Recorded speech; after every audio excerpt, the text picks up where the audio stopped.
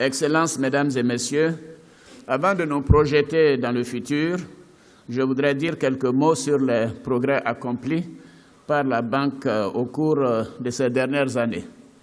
La création de la Banque africaine répondait à la vision de nos dévanciers chefs d'État de doter l'Afrique d'une institution financière à même de soutenir les efforts de développement du continent et par le biais d'une assistance technique ou de financement du développement de nos économies.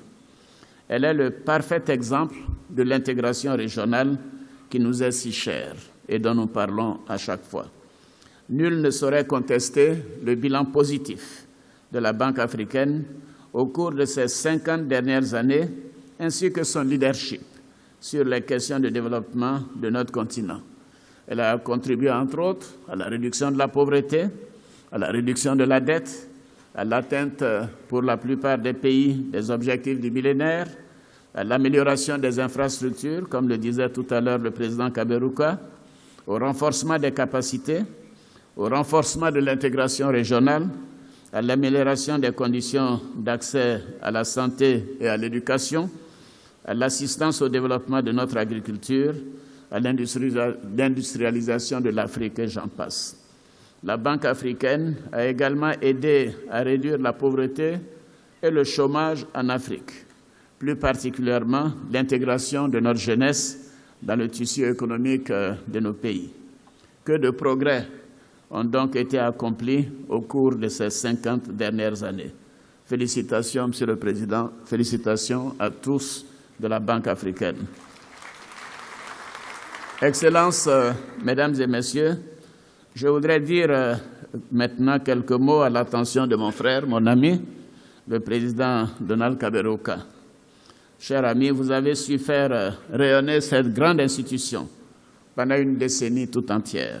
Votre leadership a été salué par tous, et ceci à juste titre. Vous en avez élargi les compétences, vous avez su représenter l'Afrique, vous avez défendu nos intérêts contre vents et marées, vous avez su gagner la confiance et le respect de tous. Votre bilan est tout simplement impressionnant.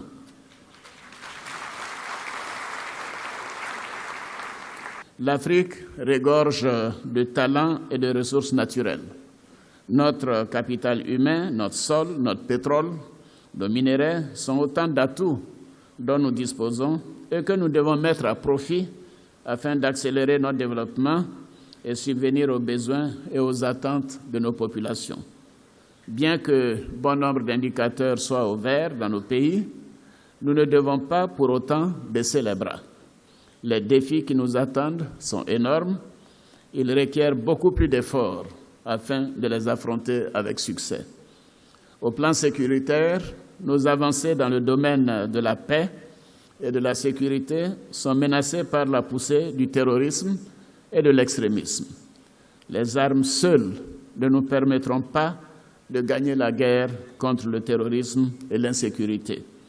Il nous faut combattre et éradiquer la pauvreté.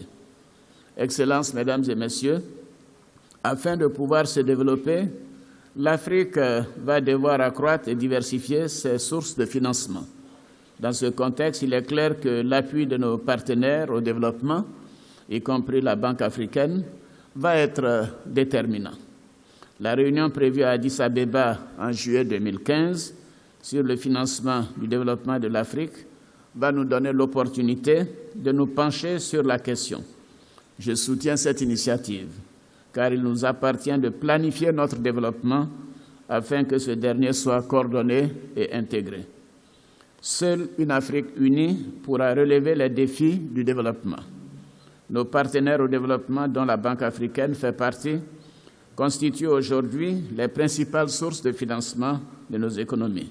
Bien évidemment, nous les en remercions. Il nous faut cependant de plus en plus nous doter de moyens visant à assurer de façon pérenne le financement de nos économies. Les besoins de notre continent sont tels que les ressources publiques à elles seules ne permettront pas de subvenir aux besoins de nos populations. Le secteur privé doit prendre le relais en jouant pleinement son rôle dans la croissance de l'Afrique. Il nous appartient, à nous les dirigeants, de mettre en place un environnement propice au développement des activités des acteurs privés. Beaucoup de progrès ont été réalisés dans le domaine de la bonne gouvernance et dans l'amélioration du climat des affaires. Le rapport du Doing Business du groupe de la Banque mondiale en atteste. La mise en place de plus en plus importante de partenariats publics-privés pour notamment la réalisation des infrastructures sur notre continent, comme l'indiquait tout à l'heure le président Kaberuka, est la démonstration d'une coopération encore plus accrue entre le secteur public et le secteur privé.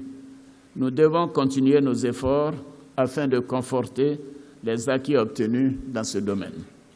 Mais nous devons aller encore plus loin, au-delà. Il nous faut accroître la capacité de nos marchés des capitaux pour faire face à la demande croissante de financement de nos économies et de nos entreprises. Ceci passe par un secteur boursier dynamique. Je me réjouis d'ailleurs des avancées constatées dans la mise en place de bourses sous-régionales afin que la coopération des bourses africaines entre elles puisse bien sûr s'épanouir. L'union fait la force. Je suis convaincu qu'une meilleure harmonisation des services des bourses régionales ainsi que de leurs acteurs va contribuer à accroître de façon matérielle la capitalisation boursière et la liquidité de nos marchés boursiers. Le rôle et l'expertise sur le terrain de la Banque africaine contribueront sans nul doute à la recherche et la mise en place de solutions innovantes. Excellences, Mesdames et Messieurs, le développement de notre continent doit être inclusif et permettre de réduire la pauvreté, comme je le disais tout à l'heure. À cet égard, nous aurons à relever le défi de l'emploi, notamment des jeunes, de l'éducation et de la santé. Il est prévu qu'en 2050, l'Afrique sera le continent le plus jeune au monde. Le monde évolue très vite et afin de toujours être plus compétitif sur le marché international, nous devons avoir une très forte capacité à nous adapter. Cela passe par un système éducatif plus à même à répondre à nos défis. Parlant d'éducation, il nous faut adapter nos systèmes éducatifs, notamment en matière de formation professionnelle, afin qu'ils permettent à notre jeunesse d'être beaucoup mieux préparée à entrer dans le marché de l'emploi. Pour ce faire, nous devons nous appuyer sur les nouvelles technologies de l'information et de la communication qui nous permettent de faire des bonds en avant. Il nous faut saisir cette opportunité pour non seulement combler notre retard, mais aussi pour nous propulser dans le peloton de tête des pays les plus performants. Excellences, Mesdames et Messieurs, le monde autour de nous s'organise. Les pays se regroupent entre eux afin de conforter leurs échanges sous-régionaux. L'Afrique ne doit pas être en reste. Nous devons faciliter nos échanges en réduisant les barrières administratives au commerce et bâtir un plan stratégique de développement routier. Il nous faut construire les routes qui vont relier les marchés entre eux afin de faciliter le commerce transfrontalier. De même, pour l'électrification de l'Afrique, il n'est plus acceptable que l'ensemble de l'Afrique subsaharienne, tenez-vous bien, produise moins d'énergie électrique qu'un seul pays européen. Cela n'est pas acceptable. Notre déficit énergétique est un vrai frein à notre développement. Seules des solutions sous-régionales permettront d'optimiser l'utilisation des ressources dont l'Afrique regorge. En effet, seuls 5% du potentiel hydroélectrique de l'Afrique est utilisé aujourd'hui.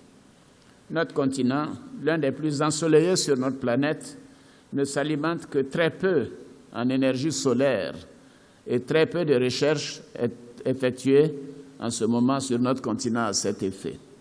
Nos pays reposent pour la plupart sur l'agriculture. Avec une énergie abondante et compétitive, l'Afrique pourra développer son tissu industriel et transformer ses produits de base. Mesdames et Messieurs, comme vous pouvez le voir, nos défis sont grands, mais les opportunités et les retombées positives pour nos populations le sont encore plus. Je souhaite que ces assemblées soit une opportunité pour tous les acteurs ici présents, de réfléchir et de faire des propositions pour l'Afrique et le nouveau paysage mondial. La Banque africaine est un partenaire incontournable en Afrique. C'est notre partenaire au développement le plus à même de comprendre nos problèmes et de travailler avec nous afin de trouver des solutions innovantes avec nos autres partenaires au développement. Le leadership de la Banque africaine en Afrique est un acquis qui devra être conforté, voire même renforcé, par le nouveau président que nous allons élire lors de ces assemblées générales. Comme je le disais, cette personne aura du pain sur la planche parce que remplacer Kaberuka ne sera pas chose facile. Mais néanmoins, bonne chance à tous les candidats.